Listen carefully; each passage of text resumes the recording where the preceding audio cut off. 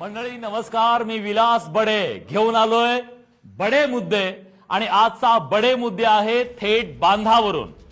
बाहेर पाऊस सुरू आहे म्हणून आम्ही सोलापूर जिल्ह्यातल्या उत्तर सोलापूर मधल्या तळे हिप्परगा या गावातल्या या मंदिरामध्ये आहोत आणि या मंदिरामध्ये सगळे गावकरी आहेत आणि त्याचबरोबर जिल्ह्याचे प्रमुख कारभारी सुद्धा आहेत। सोलापूर जिल्हा हा दुष्काळी असा जिल्हा म्हणून ओळखला जातो, पण या जिल्ह्यावरची पावसानं जो आघात केलेला आहे, अभूतपूर्व अशा प्रकारची महापुराची स्थिती निर्माण झालेली आहे। लाखो हेक्टर शेती पाण्याखाली गेलेली आहे राज्यातली आणि सर्वाधिक नुकसान हे सोलापूर जिल्ह्यातलं झालेलं आहे।